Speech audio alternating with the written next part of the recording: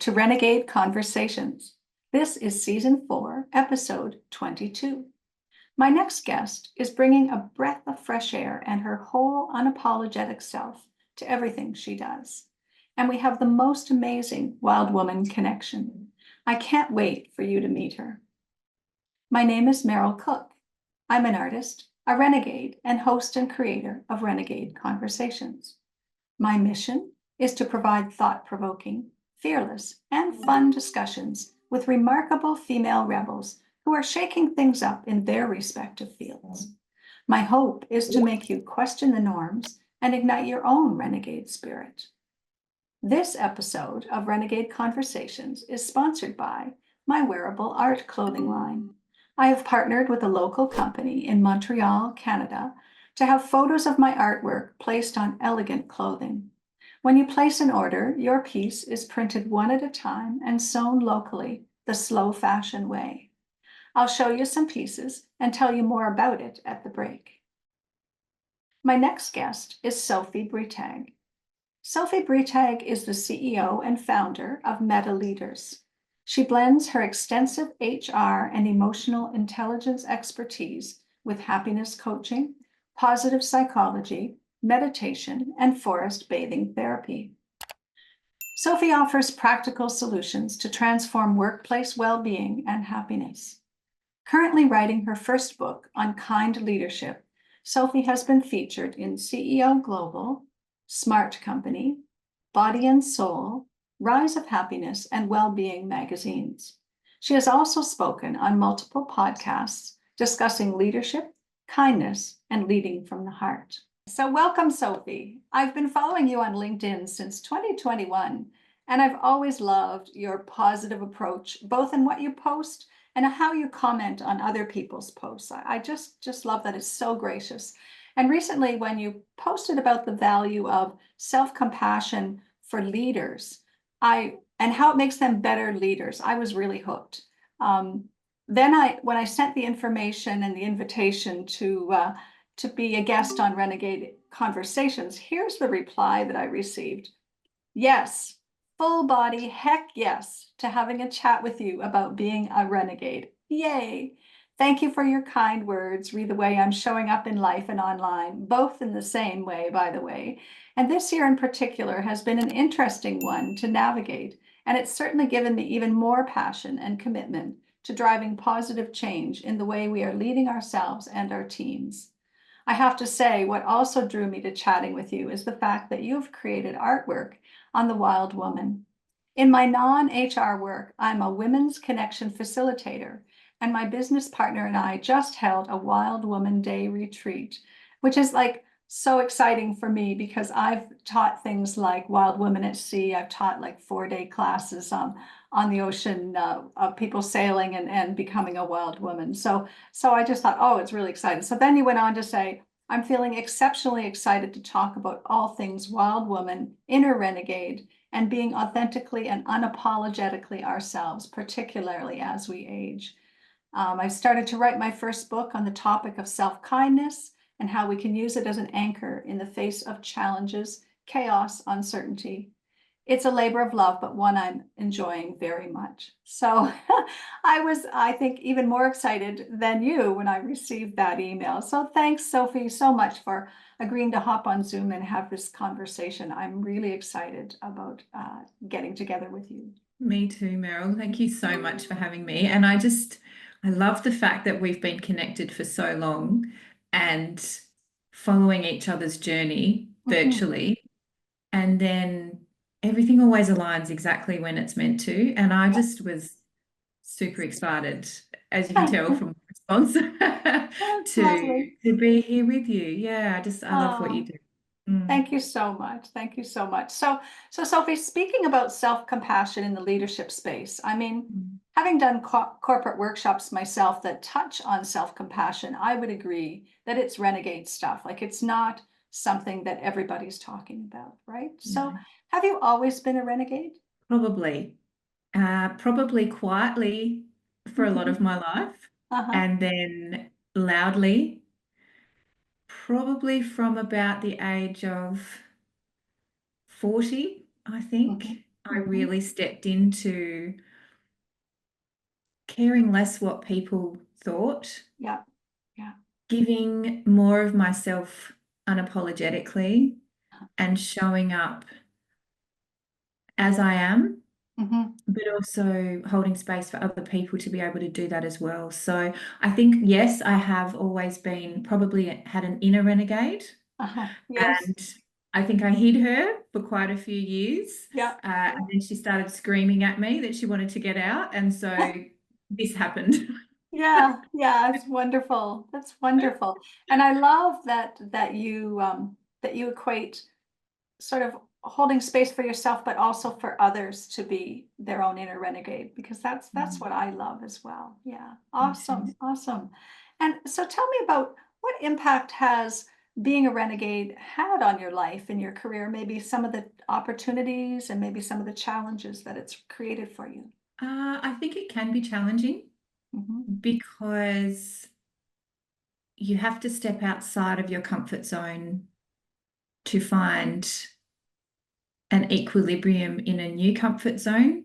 Hmm. And it's often when you're bridging the old you and stepping into the new Yeah, you, there's absolutely. that liminal space in between, which can be really challenging to navigate. Yeah. And sometimes you feel like it might be easier just to step back into where you were because it was comfortable, might not have Uh-huh. been perfect or where you should be. Yeah. But often the stepping in and stepping out um, is a challenge. Hmm. And being able to be seen, being able to speak up, being able to navigate people potentially not resonating with you Hmm. because you've changed. Yeah. And it's about how do you find then that new group of people who you do resonate with as the newer version of yourself. So I Yeah. think for me, that's probably been the biggest challenge is just navigating that transition. Hmm. But it also comes with the most wonderful sense of freedom Yeah. because you get to be completely who you are, Uh-huh. wholeheartedly, all Yes. in. I am who I am, Yeah. take me as I am. And Yeah. it's really, really empowering. So It is. Yeah. both ends of the spectrum. Oh, wonderful. I'm so glad that you talked about that transition space because I think um, I've written about it a lot in blogs and things like that because it's kind of knowing that it's going to be uncomfortable and it has to be uncomfortable and being okay with that, is can be challenging for sure, for sure. Yeah, it can. Cool, Yeah, cool. And Sophie, did you bring a drink to share? I did. Yeah. This one in front of me. Yes. I'm very simple. So I haven't drunk alcohol for nearly 4 years now. My husband and I, Mhm. neither of us drink anymore. Mhm. And we did no sugar November and ended up thinking, well, we'll cut out sugar, but we'll also cut out alcohol because it's got lots of sugar in it. Yeah. And never looked back. So this Um, drink is just rainwater with fresh mint from the garden, fresh lemon from the garden, and that's it. So that's pretty much as fancy as I get these days. that's wonderful. I love that they're fresh from your garden. That's Mm. lovely. That's lovely. So we're going to take a short break right now for a message from our sponsor. And when we come back, I'm going to have some kind of fun questions for you. This episode of Renegade Conversations is sponsored by Merrill Cook Wearable Art Clothing. I've partnered with a local company in Montreal, Canada, to have photos of my artwork placed on elegant clothing. When you place an order, your piece is printed one at a time with minimal waste and sewn locally the slow fashion way. Find the link to my clothing at merrillcook.ca/shop. So we're back from our break, and thanks, Sophie. So I have a fun question for you. In grade 2, what kind of a kid were you? The good kid, Uh-huh. but also, so I'm an only child. Mhm. So for me, probably quite quiet, Mhm.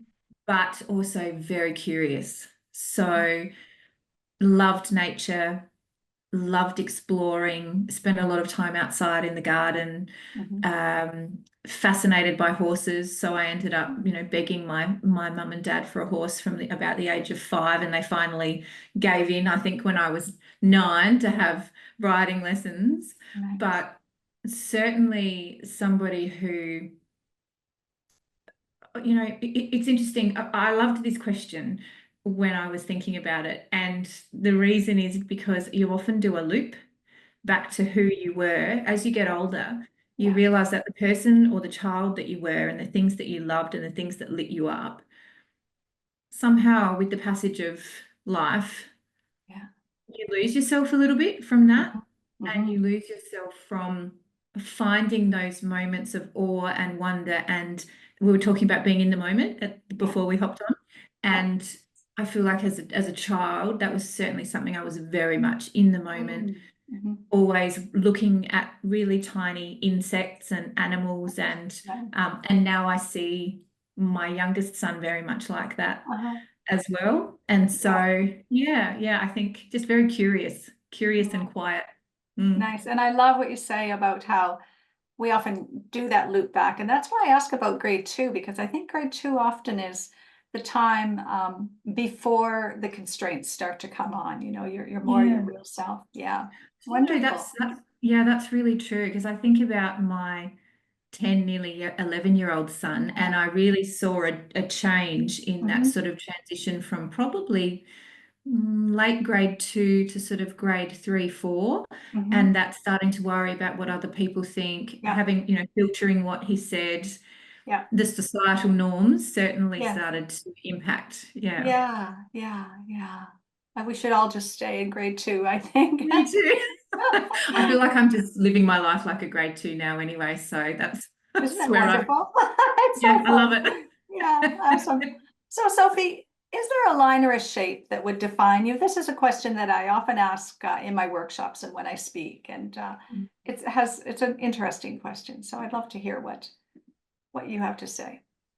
I love this question, and the first thing that comes to mind is a mountain range, and the reason being that my life and everyone's life is never linear. No. And so the difficulty of often climbing that mountain can bring, the challenges and the overwhelm, and some difficulty, but reaching the top feels so good. Yet knowing that there will be challenges, in other parts of life as well. So I feel like through my life, I've kind of navigated a lot of this at times, but always enjoyed the view at the top. Nice, So, nice. yeah. And yet it's not just one mountain, it's a range. So you know that there are more of them. Yeah. Awesome. It's a journey, isn't it? Life and an adventure. That's wonderful. That's wonderful. So, Sophie, what advice do you have for women or people, anybody who want to become more of their inner wild self, their renegade self? How would they get started, or what do you think is the most important aspect of doing this? Getting quiet and turning inward, firstly. Yeah. Because if you don't know who you are and how you're speaking to yourself, what you like, what you don't like, what you will, what you won't accept, I don't feel like you can show up in a way that's authentically and wildly free. Yeah. Like you could if you knew those parts of yourself first. And yes, it's a journey of traveling and learning and getting to know yourself. But I think the best thing for me was getting to know what I wanted firstly, what felt good, what didn't feel good. Yeah. And then starting to take steps in the world outwardly to reflect what I knew I needed and wanted from the inside. So it started to become an inside out process and connecting with nature. So nature's been a big one. And I think without connection to self first, you can't connect to anything around you. And then once you're able to connect to yourself and then you connect to the outside world, it gives you that expansive, beautiful, I can't use any other word apart from adventure of being able to explore what's out there for you beyond yourself and what is in your inner world. So my advice is get to know yourself first, like who you are first, and then step out into the world, even if it's just the teeniest, tiniest changes. Right. And eventually you will feel free, because you will start to take steps that then it's layer upon layer. And you become the person that you are inside if you let that person be seen on the outside. Oh, that's such a beautiful image. Thank you so much. That's lovely. And, you know, it brings to mind something you wrote about on LinkedIn recently about your throat surgery and how you couldn't speak for a while and you had to really do a lot of listening. Could you just talk about that a little bit in terms of, I know that becoming your wild self is a process, and you've already done a lot of this work, but what did not being able to speak for a period of time bring up for you? So much. I think that, so the surgery I had was for just sort of so people got an understanding, because I still have a slight impediment, which most people wouldn't pick up on, but I obviously feel it. So I had part of my tongue removed, and I had lymph nodes taken out from underneath my my jaw line there, and it was for head and neck cancer. So having the loss of one of your, firstly, senses, because your tongue is obviously highly sensitive, and then losing the ability to speak clearly and communicate verbally, which is I'm a very verbose person. And so I write like I speak, and I speak like I write. So what it did was actually almost gave me permission, and I gave myself permission to become more present with my family, with people at work, because I couldn't, even when I was talking, it was really sore, and I couldn't actually communicate very clearly, and people couldn't understand me properly either. And so I found other ways of holding space for people and communicating through my other senses.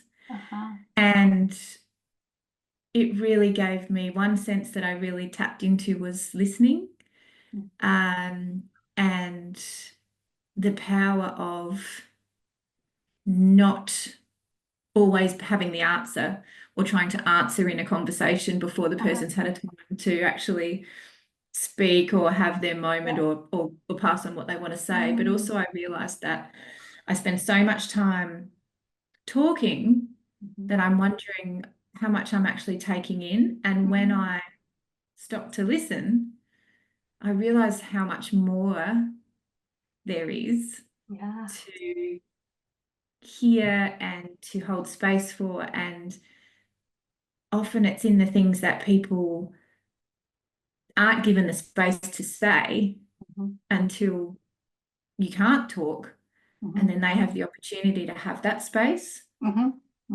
It also gave me, I guess, a bit of permission around not being so afraid of quiet in conversations, because a lot of the time we rush to try and fill gaps and not give people the space to process a conversation, or to really think about something before they say something, or really feel like you've heard what they're trying to get across to you.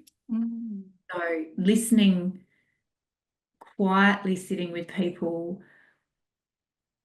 holding their hand, it sounds so simple. It was just so impactful for someone who is such a speaker and a talker. It really hit me quite deeply around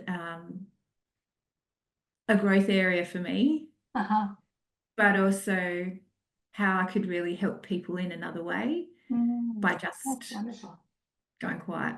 That's wonderful. And when you were writing about it, I was thinking about the chakras, and the throat chakra everybody thinks it's all about using your voice and finding your voice, but it's also your ears, right? It's your listening Yes. and being able to hear your voice and hear Mhm. what you're supposed to say. So yeah, wonderful. Thank you for sharing that. That was just My beautiful. pleasure. And I love that you've already, I mean, it's been really recent, but you've already Mm. integrated all this new Yeah. learning from Oh, opportunity it, of illness. it's Yeah. been amazing. I just, I just can't believe how lucky I am, firstly, Mhm. to have had such beautiful kindness and care and an Mm. amazing medical care as well. Yeah. Very lucky. Yeah. But there is so much to learn through times of challenge. Mhm. And I think you can sit in it and wallow around, Mhm. or you can say, what's the opportunity here? Yeah. Yeah. What is why could this be happening, and what could I possibly learn from it, and how can I come out the other side of it a better, stronger, more amazing human? And I Mhm. think that's what adversity does to us, doesn't it? A lot of the Yeah. time it makes us Yes. better humans. Yeah. It does. It does if we allow it. Yeah, Right. Yeah. true. Very Yeah. true. Absolutely. Yeah. So that's so inspiring. Sophie, who is your favorite renegade? She is an Australian, actually, Holly Ransom, and she has interviewed some of the most amazing business people in the world. So Mhm. she is a speaker, she's a leadership coach, she's uh, written a book, she's epic. And every time I see her, I think, oh my goodness, you couldn't possibly do anything else more amazing than what you've just done, because what she does is actually challenges the status quo. She speaks loudly for equity and diversity and Mhm. inclusion. Yeah. She's a young, vibrant leader, and I just think the world needs more young leaders who are at the helm, who Yes. are passionate and paving the way for other people to be themselves. And I just, yeah, she is amazing, honestly. Really, Oh, really wonderful. amazing. Well, Mm. I'll be sure to put a tag to her in the show notes Mm. so that people can Mm. find her.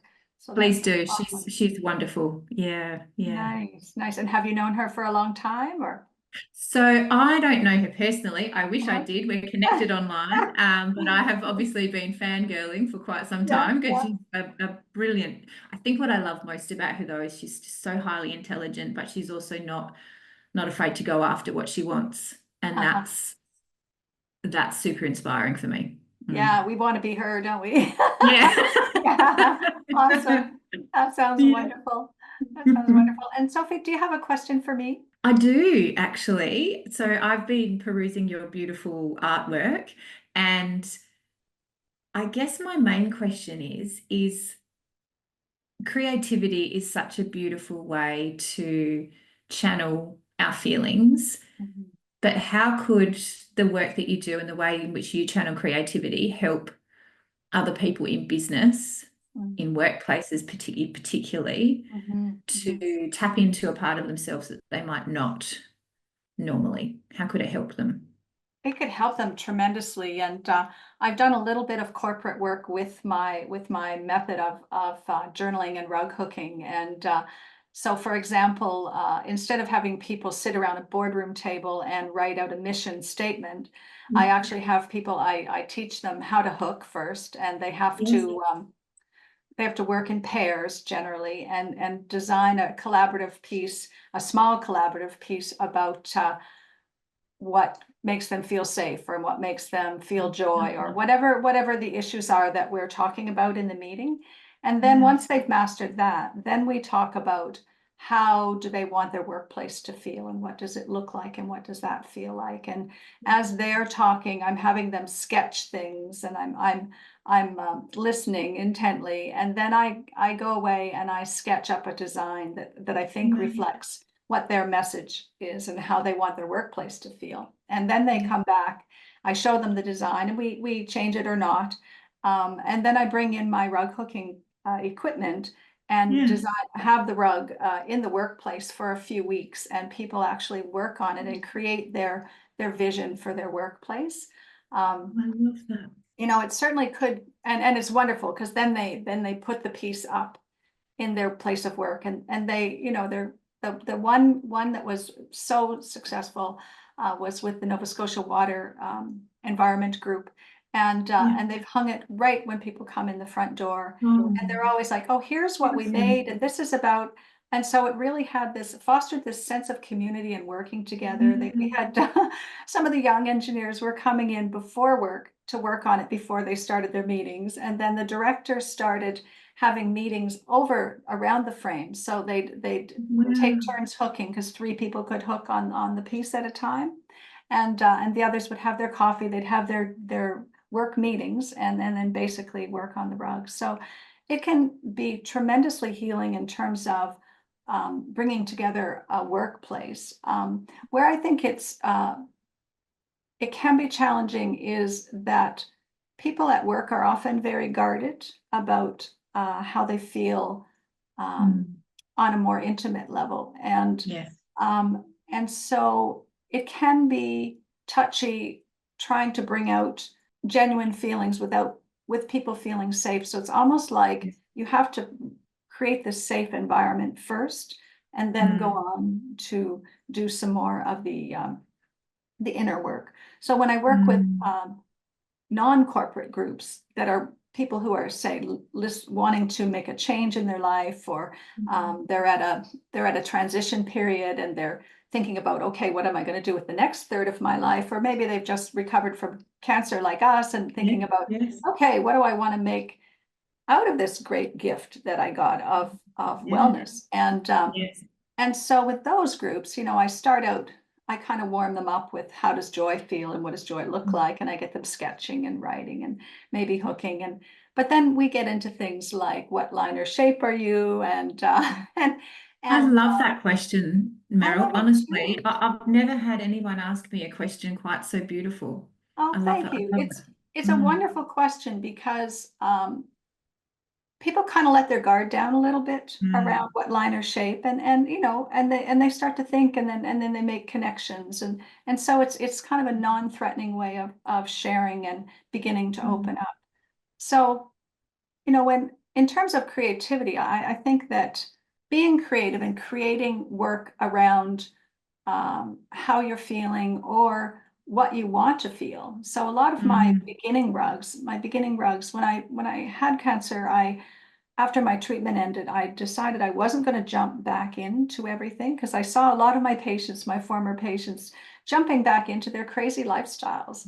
And so they recovered, but they didn't really heal. And so I closed my practice, actually, and decided just to take the time, and I started hooking and writing every day. And so the hooking was kind of the way of holding space for myself. And my rugs started to be, okay, what do I need for the next step of my healing? So my signature rug is a heart with a lot of the pink and green of the heart chakra. And really I was writing my scar love letters and thanking it for healing, and all those kinds of things. And then it kind of went from there to the thought of breaking open. So it was each step of the way was there were 7 rugs, and a lot of them were ones that I wanted to feel. So there was one about inspiration, and it was kind of, feeling this, and how do you feel when you're inspired? Because it was about 3 months after my radiation, and I was still exhausted.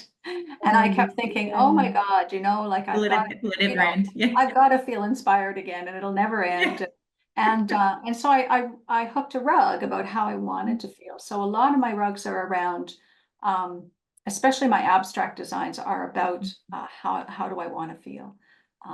Because I think that's another area that creativity can help, is that you can invite in the energy that you really want in your life and in the world, just by making a piece of art about it. And it doesn't have to be hooking a rug. It could be just doing a sketch, or it could be a word map, or, it could be just about anything. But it's really about just inviting what you want into your life. And yeah. Yeah, And but being thank you. That was, open. I love that. No, I love that. I could listen to you talk about that all day because thanks. as you were talking, I was thinking about what do I do to connect with that part, and the healing journey for me has certainly been a I wouldn't say a cracking open. Mhm. It's more been a massaging together the broken parts Mm, and gently unfurling mm, and in a new, more grateful, well way. And yes, I've used nature. So I like to create nature mandalas and nature altars, and my boys and I often gather things from the garden, and okay. even this, the stuff in my drink. I'm always gathering things from the garden, whatever I can find and forage, Yeah, and that connection, I think, to opening that creative vessel yeah, within, yeah. it gets lost as we grow up. And Yes, I think there is definitely. something so special about, yes, inviting the creativity in so that we can then be in flow. Mm-hmm. And Lovely. yeah, I love that whole image of the team creating the rug together, and then Yeah, it wasn't just the rug, it was they were creating something together, and yeah. then the flow on effect. I mean, beautiful, what a beautiful story. Well, and Beautiful. they'll never Yeah. forget that mission statement. Whereas, I've done lots of mission statements around boardroom tables. My background was in industrial psychology and Oh, clinical wow. psychology. Anyway, but people don't remember those mission statements. They're just, but this one they'll never forget. But your Mm. unfurling, that what reminds me is that would be a beautiful image for a piece of art Oh, it or would a be. poem Oh, about unfurling, or getting the because that's the goosebumps. feeling, right?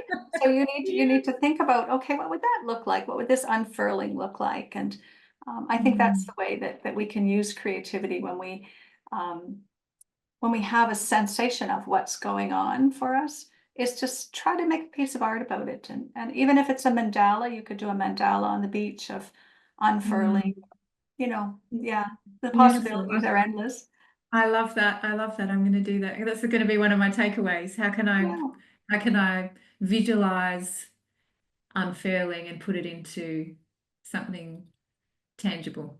Yeah. Yeah, yeah. And then what I do is I then write about what is the feeling of unfurling and how does my body feel in this unfurling. So I always try to connect it back to the body feeling.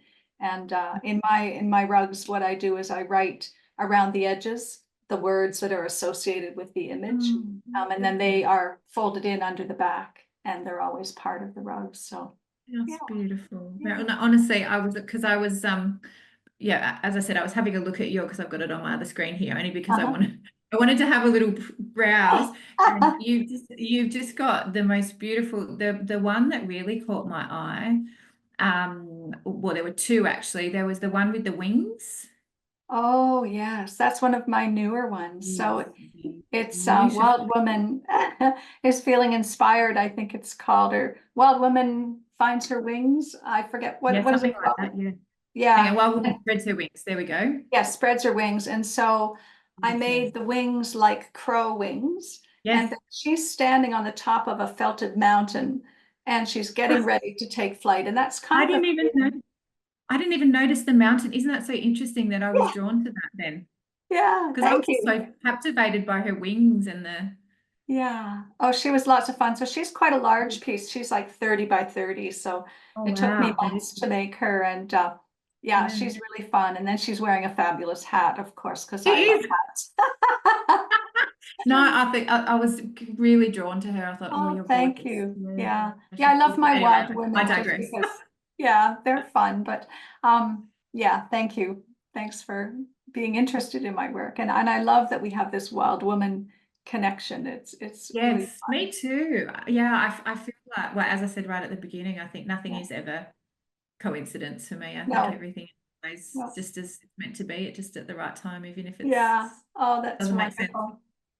Well, thank you very much for taking the time to have this conversation, Sophie. It's been an absolute delight to meet you, and I hope that we'll stay in touch and meet on other occasions. So thank you so much. Oh, thanks, Mira. It's just been a pure delight for me as well. My heart feels very full after having this chat with you, and I know we'll stay in touch absolutely. So thank you for your time too. You're welcome. I hope hearing how Sophie presents herself in an authentic way, no matter if it's in her business or personal life, has inspired you to embrace your renegade self. If you need a little help getting started, please reach out to me. This episode was sponsored by my wearable art clothing line. Whether you're looking for a distinctive piece for a networking or special event, or you love all things fiber and are thrilled to see photos of hand-hooked, hand-spun, hand-dyed, textured fibers on elegant clothing, find the link to my clothing at merylcook.ca/shop. Be sure to subscribe to Renegade Conversations. It's available on my YouTube channel at Meryl Cook Artist as a video, or if you prefer to listen to the audio version, subscribe wherever you get your podcasts. Look for Renegade Conversations. Thanks so much for listening and sharing this episode.